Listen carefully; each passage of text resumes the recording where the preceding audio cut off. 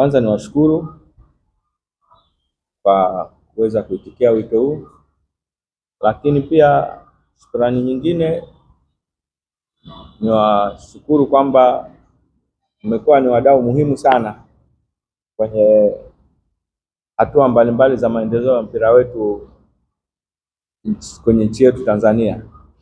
Mnatupa support kubwa, na mbali ya support, lakini pia kwenye baadhi ya mazungumzo au maandiko yenu kuna vitu ambavyo vinatusaidia kuweza kwenda sawa sawa. Bali ya tofauti, watu wanafikiria kwamba wanasema kwamba hataki kukosolewa, sio kwamba hataki kukosolewa. Kama hataki kukosolewa huwezi kutaka maendeleo. Kwa hiyo waliokuwa wanatukosoa kwa nia njema, sisi tunawashukuru kwa sababu wameweza kusaidia, tumeweza kujirekebisha kwenye mambo mengi. Mambo ambayo hatuyataki ni ya uongo, kubuni, kusingizia. Hayo mtu yoyote atakuwa hawezi kufurahi nayo. Alafu sisi tuko wazi, piga simu zetu, tunapokea, tunawapa ufafanuzi. Kwa hiyo mtu kutoka tu kwenda kuzungumza kitu ambacho hakiko sawa, sema kweli hamna binadamu yote mwenye nyongo ambaye ataweza kukubali jambo ambalo haliko sawa. Lakini niwapongeze sana. Sisi kwenye shirikisho tuna wadau mbalimbali ambao bila wao hatuwezi kuendelea. Tuna wadhamini wetu, tuna nyinyi wanahabari, tuna wanachama wetu. Nikizungumza wanachama wa TFF kwa maana ya mikoa yetu, lakini pia na vilabu ambavyo pia ni wanachama. Lakini pia kuna vilabu ambavyo sio wanachama, wanaocheza ligi ambazo sio za ligi kuu, lakini wanachama wa wanachama wetu. Wote hao wana support. Lakini pia tuna mdau namba moja, serikali, ambayo tunafanya naye kazi kwa pamoja, na hili liko wazi tu, bila kushirikiana na serikali hauwezi kufanikiwa, kwa sababu sehemu kubwa ya mipango serikali ndio inafanya. Kama mnavyoona sasa hivi tunapata support kubwa ya serikali kuliko huko nyuma, kwa sababu mahusiano yetu ni mazuri. Lakini pia kwenye mambo mbalimbali, kwa mfano program zetu za vijana, tunashukuru serikali yetu ina utaratibu ambao ni wa siku nyingi wa kuwa na mashindano ya shule zetu, kwa maana ya shule za msingi na shule za sekondari, ambapo ni sehemu ambao na sisi tunapita huko kuangalia vijana mbalimbali wanaoshindana kwenye mashindano yale, na tunawapata wanaweza kusaidia. Mambo mengi tumekutana, tushaongea, tumeshaongea sana kwamba kwa nini tumepata mafanikio haya. Mafanikio haya ni matunda ya kwamba kazi zetu sisi tumezidocument. Hatuamki tu na kukurupuka. Tulitengeneza mpango mkakati. Wa kwanza ilikuwa wa 2018 mpaka 22, lakini tukafanyia mapitio 22 pale, tukaanzisha tena mwingine 23 mpaka 27. Kwa hiyo mwaka 27 pia tutafanya mapitio, tutatengeneza wengine. Kuna mambo ambayo tulisema ya muda mfupi tuliyatekeleza, mengine ya muda wakati, mengine ya muda mrefu, yote tumeyazingatia. Na ukiangalia kwenye maono yetu tulisema kwamba hii ilikuwa ni 2018 wakati tunaanza kutengeneza huu mpango, kwamba tunataka tuifanye Tanzania. Nasema tuliandika kwa kizungu hapa, build Tanzania as a football powerhouse at every level. Wakati huo tunazungumza ilikuwa Tanzania sio lolote si chochote, lakini sasa hivi nadhani tunaona tulianza kwenye level ya zone yetu ya Sekafa Afrika, na sasa hivi kwa sababu tumekuwa tuna qualify mashindano ya Afrika mara kwa mara, sasa hivi tumeanza tena ku qualify kombe la dunia. Kama mnavyojua tulishakwenda kombe la dunia 2023 chini ya miaka 17 Serengeti Girls, lakini pia timu yetu ya wanawake ya futsal ilienda tena kombe la dunia. Lakini safari hii tena Tanzanite Girls nao wameenda kombe la dunia, Serengeti Boys nao wamekwenda kombe la dunia, na Mwenyezi Mungu akitujalia, kesho tuna mechi, tukishinda kwenda robo finali, tukienda nusu finali tayari, na maana Twiga Stars nao wataenda kombe la dunia, na ni matarajio yetu kwamba tutajitahidi kwa burudani za Mwenyezi Mungu twende huko. Kwa hiyo ndio ambayo tunafanya. Bahati mbaya Serengeti Girls hatukuweza kupata nafasi kwenda kombe la dunia kwa mara nyingine, tulitolewa na Afrika Kusini, lakini AFCON hizi tunashiriki.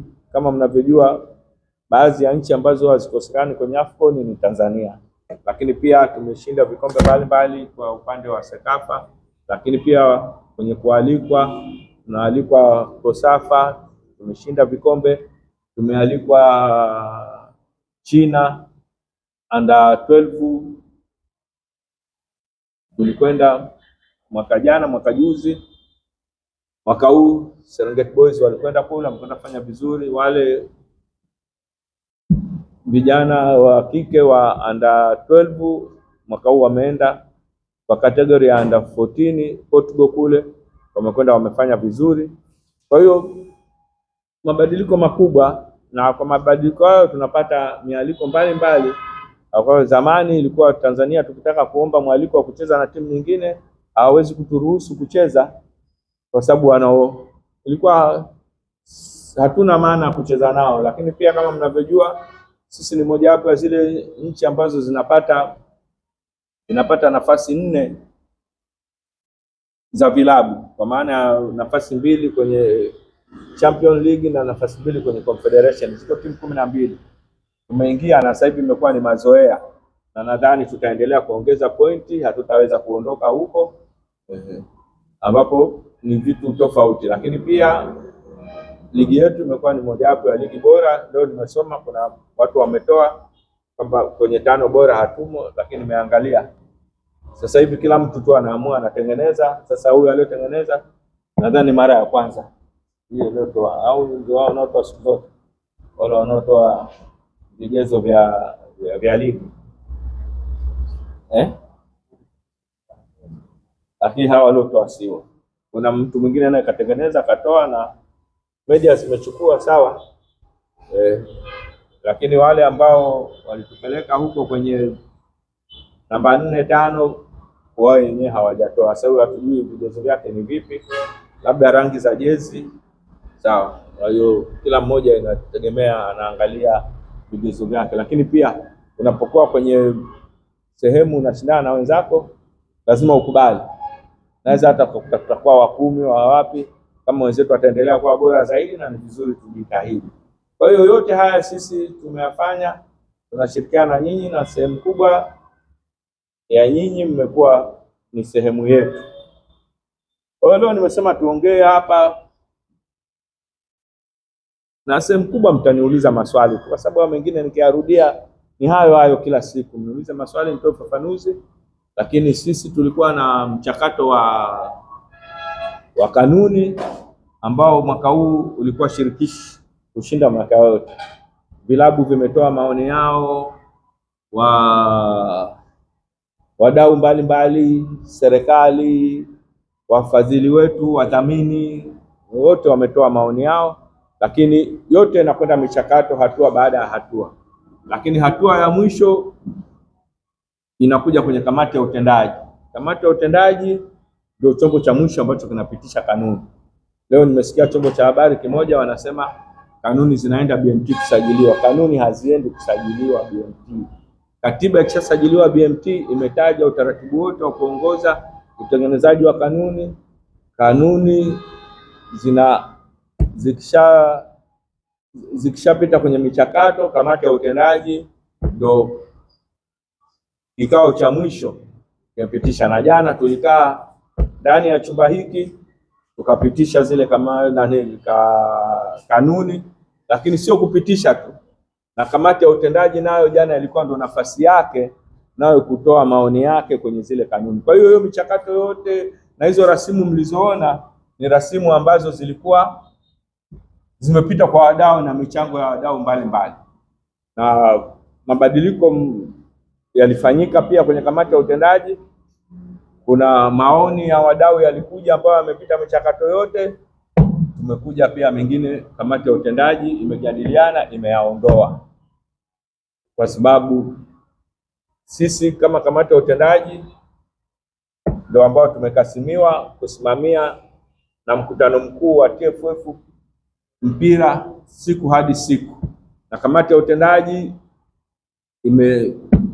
imetoa madaraka hayo kwa rais anayesimamia secretariat kwa utendaji wa siku kwa siku. Kamati ya utendaji inakaa kila baada ya miezi miwili, lakini jana ilikuwa ni kikao cha dharura kwa ajili ya kanuni, na ni moja ambayo ni vizuri nikaitolea ufafanuzi. Ni mapendekezo yalikuja kutengeneza kanuni ya kuwadhibiti wanahabari, wachambuzi, sijui nini, yote pamoja. Kamati ya utendaji imeona kwamba yale mapendekezo ya zile kanuni sisi sio sehemu yetu.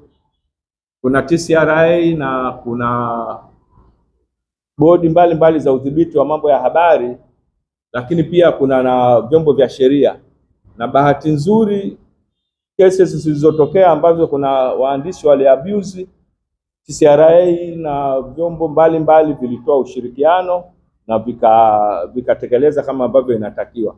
Kwa hiyo sisi tumeiondoa ile, tumeona kwamba imeletwa ndio na wadau, hatujui sijui nani ameleta, sijui ni vilabu, sijui ni nani wameleta. Tumeona kwamba hapana, ingawa mnawavuruga, saa nyingine mnazungumza mambo ya usajili ya uongo, mnawachonganisha, na ndio maana labda waliileta hiyo. Sisi tumeona kwamba kwa sababu vyombo vya sheria na vyombo mbalimbali vinavyosimamia vimeweka taratibu zao na hawajawahi kutuangusha. Lakini pia kama kuna mambo ya rushwa, wengine watakwenda kwenye masuala ya taasisi ya rushwa, sio sisi. Watu wanatuuliza kwa nini yanatoka tuhuma za rushwa sijui nini. Sisi tunajua kwamba tuna limiti yetu na watu wa rushwa wako wanajua, lakini kuna mambo mengine pia yanahusu masuala ya udhibiti wa madawa ya kuongeza nguvu pamoja na madawa ya kulevya kwa wachezaji wetu. Pia vimekuja vipengele hivyo. Sisi tumepitisha kwamba tutaanza na utaratibu wa kuweza kwenye ligi yetu kufanya utaratibu wa uchunguzi, lakini hatukuweka adhabu kwa sababu wako taasisi inaitwa WADA ipo Tanzania, na hiyo ndio inayotoa adhabu mbalimbali kwa watakaokutwa na hayo majanga. Kuna masuala yalikuwa yanaongelewa yanayohusu usajili wa wachezaji 40. Hii sio kanuni hii, wala hatujabadilisha, ilikuwepo toka nyuma huko. Tatizo hamsomi kanuni. Hamsomi kanuni hii. Ilikuja wakati ule wa COVID pamoja na kuongeza idadi ya substitution ambazo zinafanyika. Tumetoa msisitizo tu kwa sababu mwaka huu ligi itabana kidogo.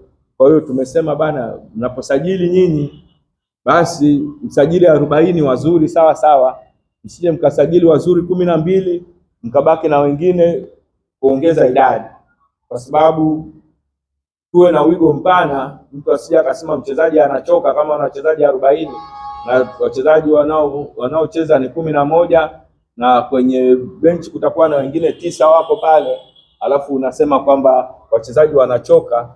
Na pia sio 40 kwa sababu tunaruhusu pia,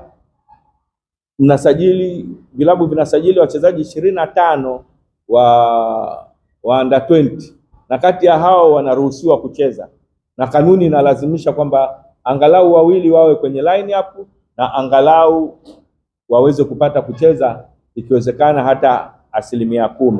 Kwa hiyo kwenye kanuni hapo tumeisisitiza zaidi, ingawa tumeweka msisitizo kwamba lazima wacheze, na kuna adhabu zimewekwa kama itaonekana kwamba baada ya msimu tukifanya takwimu au baada ya mechi kufanya takwimu wachezaji hao hawachezi, kwa sababu tumeweka maksudi kwa ajili ya kuwapa nafasi wachezaji wetu ambao tunaona kwamba ni wachezaji watakaokuja kusaidia kwenye timu ya taifa. Lakini kuna jambo jingine ambalo pia sio jipya, isipokuwa nikiri tu kwamba utekelezaji wa ufuatiliaji wa hiyo sheria ulikuwa haufuati. Kanuni inaeleza, na hiyo kanuni iko siku nyingi na tumeirisi hiyo kanuni. Nakumbuka tulitengeneza wakati wa uongozi wa Mzee Tenga kuhusu wachezaji wa kigeni wanaokuja Tanzania kucheza ligi yetu. Kuna categories za nchi mbalimbali na wachezaji wengi hasa wanaotoka Afrika anatakiwa lazima atoke kwenye timu ya ligi kuu na awe ni mchezaji wa timu ya taifa wakati anaposajiliwa. Hiyo kanuni iko siku nyingi, tumesema mwaka huu tutaisisitiza tu kwa sababu kumekuwa na malalamiko kwamba wachezaji wanaokuja wa kigeni wengine wanakuja by the way tu kwamba mchezaji atatoa huo quality yake kidogo acheze timu ya taifa, anakuja anasajiliwa hapa lakini anasajiliwa tena anakaa benchi. Kwa hiyo tumeona kwamba hapana, lazima ile enforcement ya ile sheria ifanyike. Kwa hiyo tumeshaelekeza watu walioko kwenye system ya usajili, wakija watarudi background, watakwenda watarudi, wataangalia huyo mchezaji kama ni mchezaji mgeni hayuko timu ya taifa, labda atoke kwenye ile nchi ambayo iko kwenye kategori ambayo kuna nyingine inaruhusu hata atoke kwenye ligi ya chini, sio ligi ya juu. Kwa hiyo yote hayo sisi tumesema kwamba tunazungumza kwamba tutafanya enforcement, sio kwamba kuna kanuni mpya, lakini kwa sababu wenzetu nyinyi wengine ni wageni, wengine hapa ni waandishi wa habari, wakati Mzee Tenga anatunga hiyo kanuni ya wachezaji wa timu za taifa wa kigeni amjaingia kwenye habari, na bahati mbaya sababu kuna wengine walikuwa hawajazaliwa, sasa ndio inatokea hivi. Lakini unakuta kuna mijadala tena. Juzi kuna ndugu yetu Jamhuri aliongea, azungumza mambo ya mwaka 70 na kitu, wengine hata huyo kaka yake Super Kiwelu hamkumuona kucheza. Amezungumza huko. Hivi leo naambiwa mimi naletewa email zangu zimejaa, naletewa mashtaka kumchukulia hatua Jamhuri. Hata wale wanaojua sheria kusema kuna sheria nyingine, kuna tukio limetokea lina miaka fulani hivi, hata kama limetokea likana haliwezi kupelekwa hata mahakamani. Leo mwataka wakati huo Kiwelu anacheza huko, mimi nilikuwa nasoma. Leo nimekuja hapa mniambie leo ndio nimchukulie hatua, kisa kazungumza mwenyewe, kaamua kujilipua, mwache aendelee. Kasema mwenyewe endelee, lakini halituhusu. Kwa hiyo msipoteze muda mwingi kujadili vitu ambavyo havina msingi. Vitu ambavyo vina msingi ndio tuvijadili, ndio vinaleta.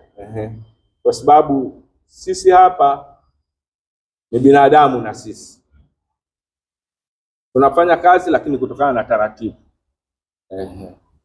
Bahati mbaya sana tunakuwa na mihemko. Tunakuwa na mihemko au tunataka au ni watu wengine wanatuinfluence tufanye hivyo. Hatuwezi kuzuia, lakini ni vizuri tukaangalia ili tuweze kubalance kidogo. Kwa hiyo kanuni jana tumesipitisha. Mambo mengine ni kanuni ile iliyokuwa inahusu si watu wameenda jumba la dhahabu nini.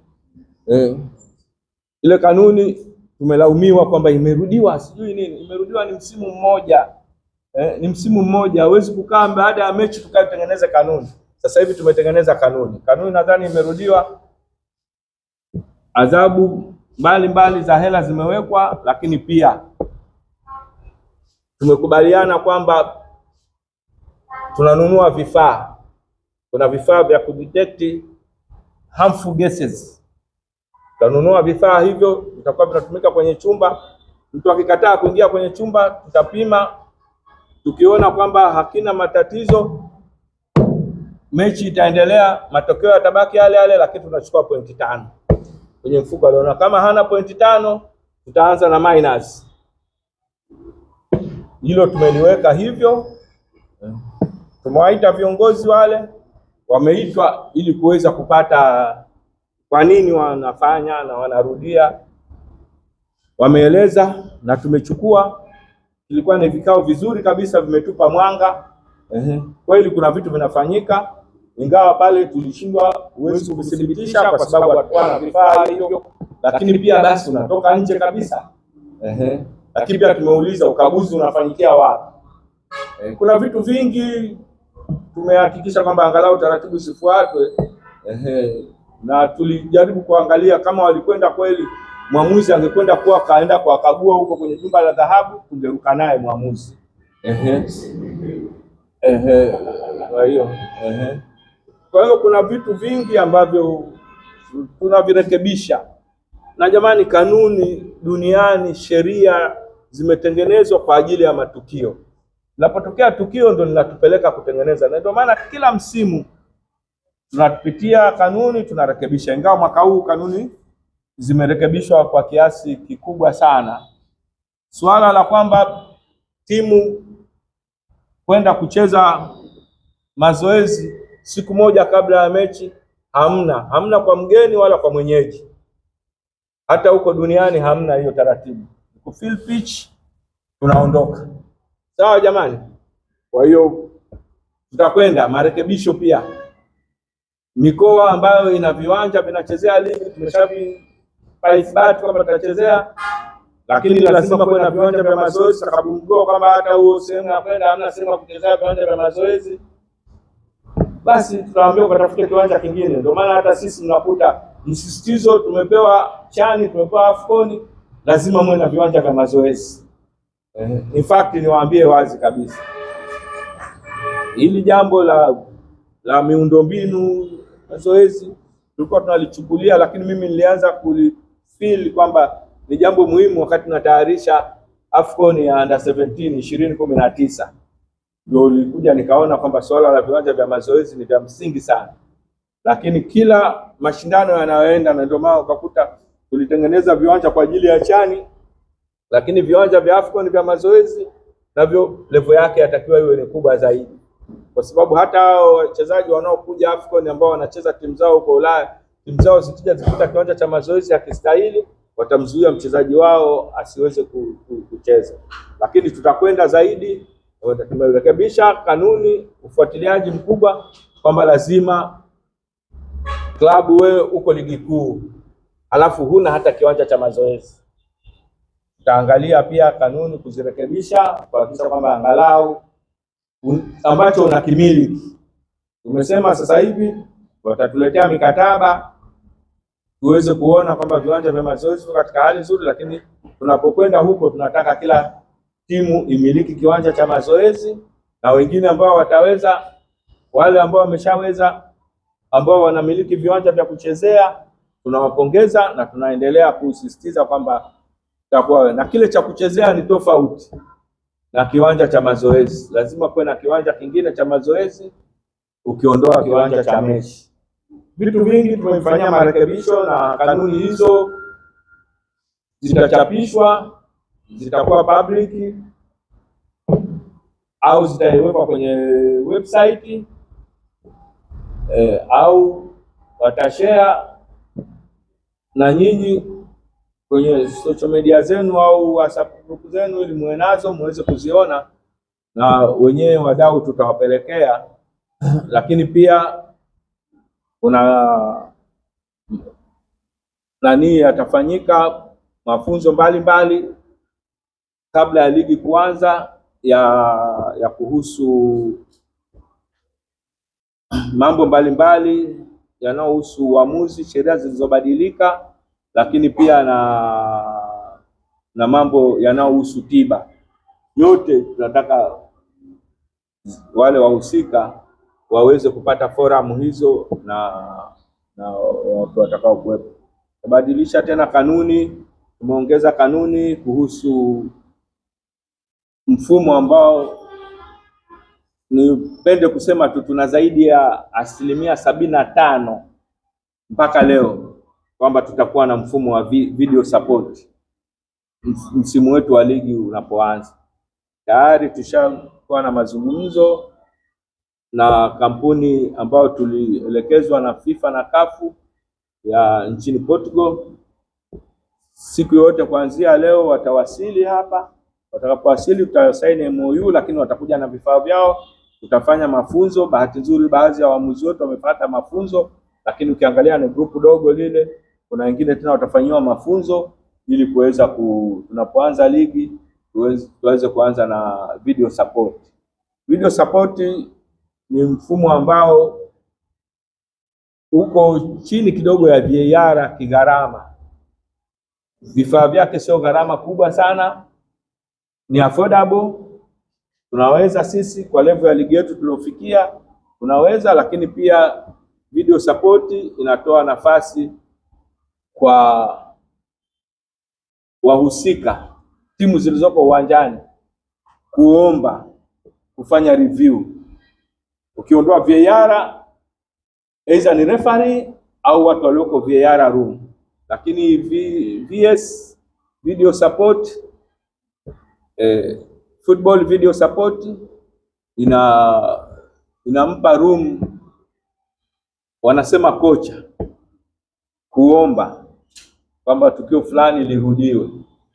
Wachezaji ndani mle wakiona wanamchukua nani kocha wao, kutakuwa na ishara, tutafanya na mafunzo pia makocha jinsi ya kufanya, watapeana ishara, watamuomba force official anamwambia referee, ni lazima referee asikilize aje akaangalie. Kila mechi watapewa sloti 4. Akiomba sloti ya kwanza, referee akikubali bado atabaki na sloti 4. Lakini referee akikataa, akaenda pale akireview tukio lile, akiona sio kweli, sloti imepotea, atabaki na 3. Sijui mnanielewa? Hazijawekwa nyingi sana, zingekuwa nyingi sana tena itakuwa vurugu, kila saa watu wataomba. Kwa hiyo hizo zimewekwa at least minimum. Lakini ya kwetu tumekwenda mbele zaidi, tumeweka wanaita visual offside line, tumeiweka na ile system inapiga na mstari kwenye review pale, itaonekana kwamba hii ilikuwa offside, sio offside, tunakwenda. Kwa hiyo angalau kwa hayo machache, mengine nitakapouliza kama kuna ambalo, lakini naona haya ilikuwa ni muhimu ya kuongea, mengine tutaendelea